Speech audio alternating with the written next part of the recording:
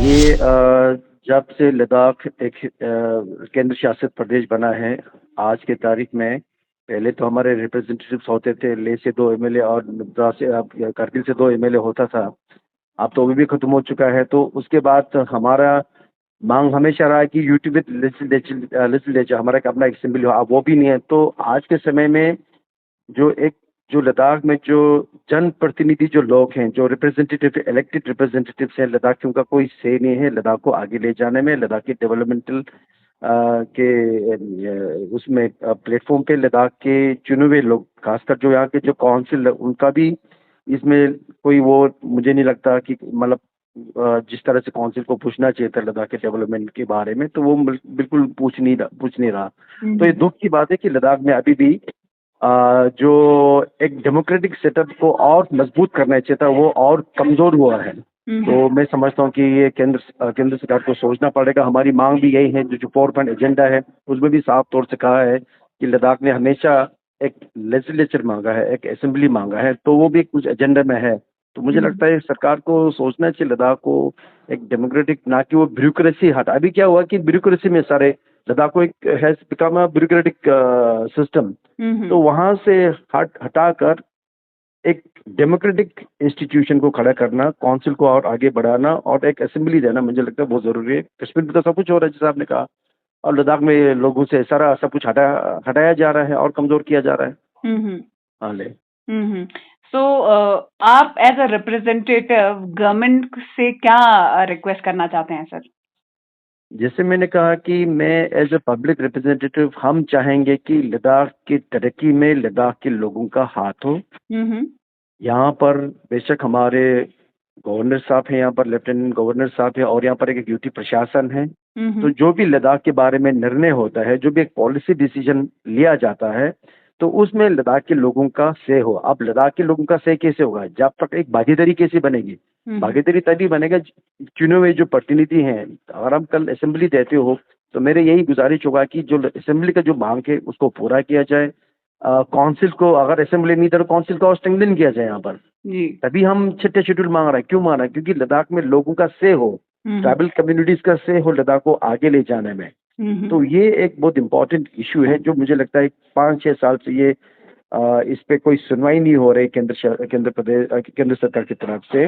बावजूद इसके कि 2-4 बार जो हाई पावर्ड कमेटी के साथ मीटिंग हुआ दिल्ली में, ले और करगिल के जो लोग गए वहां पर होम मिनिस्टर के ऑफिस में मीटिंग हुआ और the honourable prime minister, honourable home minister को पूरा मालूम है कैबिनेट को कि लद्दाख के लोगों का मांग क्या है। तो मैं चाहूंगा कि हमारी मांग को सुना जाए और लद्दाख में एक स्ट्रॉन्ग डेमोक्रेटिक इंस्टीट्यूशन को सेटअप किया जाए। देखिए, जम्मू कश्मीर में जब से बाइफर्केशन हुई, 370 खत्म हुई, उसके बाद कहीं ना कहीं चाहे जम्मू कश्मीर हो चाहे लद्दाख में हो, यहाँ की आवाम, हम सब लोग ये महसूस कर रहे हैं कि हमसे कहीं ना कहीं हमारे जो है डेमोक्रेसी, जो एक लोकतंत्र एक सेटअप में हम लोग जी रहे थे, वो हमसे छीनी गए, हमसे खत्म किया गया। जम्मू कश्मीर में कम से कम एक लेजिस्लेचर उनको मिला, उस वजह से काफी हद तक अभी उनको जब तक फुल फ्लेज स्टेट उनको वापस नहीं मिलेगी तब तक मैं समझता हूँ जो पूरी तरह जो उनकी जो डेमोक्रेसी है वो वापस नहीं मिलेगी। लेकिन कहीं ना कहीं जब लोगों के चुने हुए नुमाइंदे जब असेंबली में पहुंचते हैं, काफी हद तक जो है लोगों के जो मसाइल है, जो उनका जो स्टेट है, वो लोग को उनको कुछ हद तक उनको चलाने के उनके हिसाब से जो फंड्स आते हैं उनको खर्च करने में कम से कम उनके हाथ में आता है। असेंबली आज चल रहा है, वहाँ पे बजट सेशन चल रहा है। उसके बरस अगर हम लद्दाख को देखें, आज पूरी तरह लद्दाख अभी भी ब्यूरोक्रेसी के अंदर में है। कहीं भी अगर लद्दाख के बारे में कोई पॉलिसी बनती है या कोई जो लद्दाख में जो बजट आती है, इवन उसको खर्चा करने में भी वहाँ के लोगों का कोई रोल नहीं है। आज की डेट में लोगों को, वहाँ के नुमाइंदों को ये पता नहीं है कि वो पैसा आता है तो लद्दाख में किस तरह खर्चा किया जा रहा है, कहाँ खर्चा किया जा रहा है। आज लद्दाख में इस साल आपको मालूम है कि बजट में कटौती हुई है।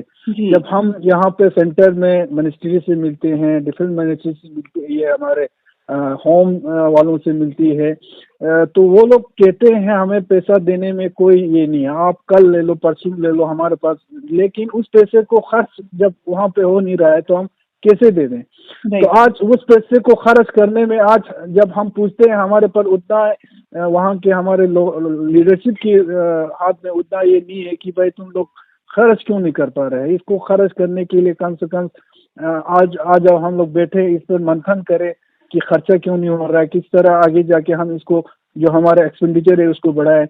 तो लद्दाख में आज की डेट में कोई डेमोक्रेसी नहीं है लद्दाख में, और लद्दाख का टोपोग्राफी, मौसमी हालात, वहाँ के कल्चर ऐसा है कि वहाँ पे लद्दाख के अलावा बाहर से आके लोग उस लद्दाख को नहीं चला सकते। लद्दाख को अगर गवर्न करना, लद्दाख को अगर सही तरीके से अगर चलाना हो तो लद्दाख के पीपुल्स रिप्रेजेंटेटिव होना बहुत जरूरी है, लेकिन आज के डेट में वो पूरा चीजें जो है वो बिल्कुल नहीं है। तो हम चाहते हैं, हमारे डिमांड यही है कि लद्दाख को जब तक स्टेट नहीं मिले, क्योंकि लद्दाख स्ट्रेटेजिकली भी बहुत इम्पोर्टेंट जगह है, लद्दाख को अमन रखना भी इस देश के लिए बहुत जरूरी है। वहाँ लोग भी चाहते हैं कि हम अमन से रहें, लेकिन अगर इस तरह से डेमोक्रेसी खत्म हो जाए, लोगों के रिप्रेजेंटेशन खत्म हो जाए, ब्यूरोक्रेसी का राज हो जाए, तो वहाँ पे कुदरती बात है लोगों में धीरे धीरे जो है वो उनका माइंडसेट जो एक हमारे आज तक जो लद्दाख के लोगों को जाना जाते हैं वो चीजें जो है आहिस्ता आहिस्ता खत्म हो जाएंगे। तो मैं समझता हूँ अगर लेजिस्लेचर भी जे&के को मिला है तो कम से कम आज असेंबली कम से कम उनके लिए बना है, असेंबली में कम से कम वो उनका आवाज अपना रख सकते हैं। आज लद्दाख में वो चीजें भी नहीं है।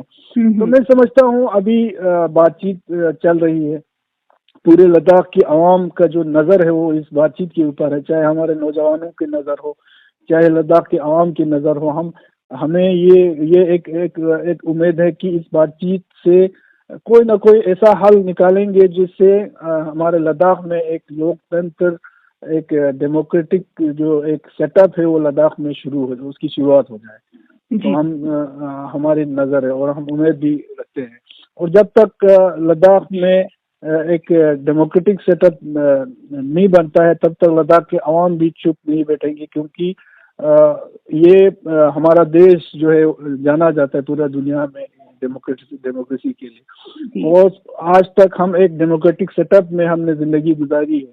तो अचानक हमको हम समझते हैं आज हम एक गुलामी में है। इस गुलामी से आज़ाद होने के लिए अगर इस तरह से देरी होते रहे तो हमारे लोगों में जो है वो चीज़ें जो है वो बढ़ती जाएंगे, और ये देश के लिए हित में भी मुझे लगता है ये ठीक नहीं है। तो हम उम्मीद करते हैं कि ये जो बातचीत चल रहा है इसमें जल्दी से जल्द जो है एक ऐसा रास्ता निकले जहाँ से लद्दाख की आवाम के हित में ये हो रास्ता। जी सर। मैम ये है कि जैसे आपको पता है कि 5 अगस्त 2019 में जब रियासत जम्मू कश्मीर से लद्दाख को अलग करके यूटी विदाउट लेजिस्लेचर बनाया गया लद्दाख को, और ये प्रॉमिस किया गया कि लद्दाख को एक शिनाख्त दी गई है, एक आइडेंटिटी दी गई है। तो पिछले 5 साल के बाद भी अब 6 साल भी गुजर रहा है। हम मुसलसल देख रहे हैं कि किस तरह लद्दाख में एक तो अनएम्प्लॉयमेंट जो है वो बिल्कुल पीक पे है, कोई रिक्रूटमेंट नहीं है, रिप्रेजेंटेशन नहीं है, डेमोक्रेसी नहीं है, और कोई सेफगार्ड नहीं है। जो हमारे पास एग्जिस्टिंग हिल काउंसिल है उसका भी कोई बिजनेस रूल नहीं है।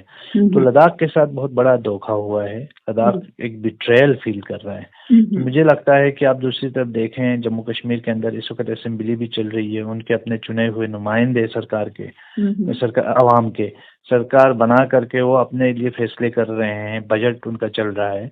लेकिन वहीं दूसरी तरफ देखिए कि लद्दाख का तो कोई पुरसान हाल ही नहीं है, कोई वॉइस ही नहीं है। तो इस सिलसिले में लद्दाख की जो अपनी मांग है, स्टेटहुड की मांग है, उसको स्ट्रांगली हम सब उठा रहे हैं। सरकार को भी चाहिए कि उन मांगों पर कान धरे और हमारे जो इश्यूज है उसको एड्रेस करे, क्योंकि लद्दाख को ज़्यादा देर तक नहीं टरकाया जा सकता, नहीं हमें जो है इग्नोर किया जा सकता है कि and this is totally unacceptable that the government which claim that we have given empowerment, we are going to deliver empowerment to the people of Ladakh, development to the people of Ladakh.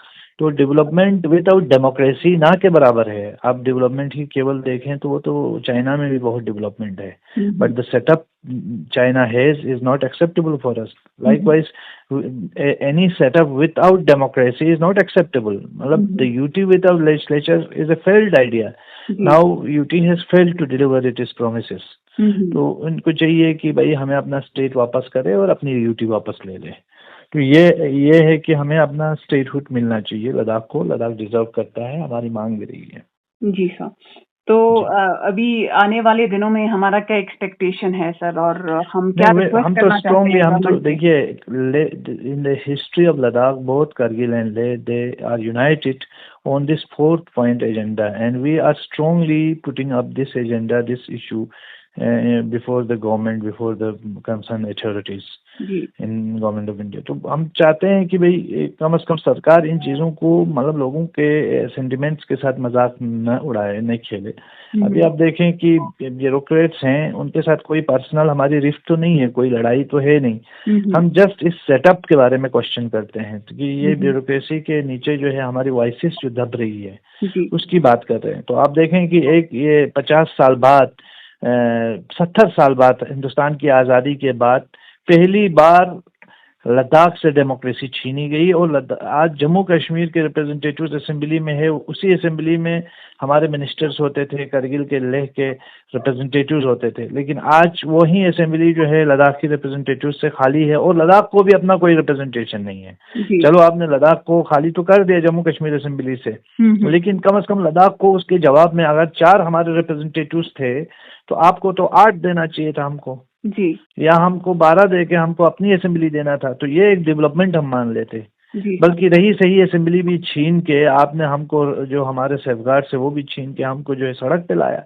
तो this is totally betrayal.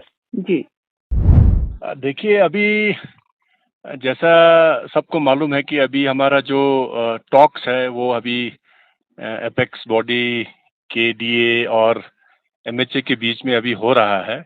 तो अभी जैसे कि talks कई बार rounds हो चुका है, तो अभी आगे भी इसके बारे में अभी चर्चा होगा। तो उसमें तो अभी लेजिस्लेचर, यूटी विद लेजिस्लेचर का इशू हो या कॉन्स्टिट्यूशनल सेफगार्ड हो, 6 शेड्यूल हो, या जो हमारा PSC का इशू हो, या बाकी हमारे क्या बोलते हैं जॉब रिजर्वेशन के लिए हो, या डोमिसाइल का इशू हो, उन सब पे तो अभी फाइनल तो अभी कुछ नहीं हुआ है। मगर उसके लिए अभी जो बातचीत जो है वो अभी MHA के साथ चल रहा है। तो हम एक्सपेक्ट करते हैं कि जल्दी इस पे कुछ निर्णय आए, कुछ इस पे कंक्रीट डिसीजन हो, ताकि अभी तो हमारा रिप्रेजेंटेशन जो है वो हिल काउंसिल दोनों, जैसे लेह हिल काउंसिल और करगिल हिल काउंसिल के द्वारा जो हमारा इलेक्टेड रिप्रेजेंटेशन है उन्हीं के द्वारा होता है। तो अभी जो बातचीत अभी जो चल रहा है तो उसका हम एक्सपेक्ट करेंगे कि इनका पॉजिटिव रिजल्ट आए, और जल्दी से जल्दी लद्दाख को भी जो डिमांड्स है वो सारा जल्दी से जल्दी मीटअप हो। तो हम एक्सपेक्ट करते हैं कि अच्छा रिजल्ट आएगा जब टॉक्स लास्ट फेज में पहुंचेगा। तो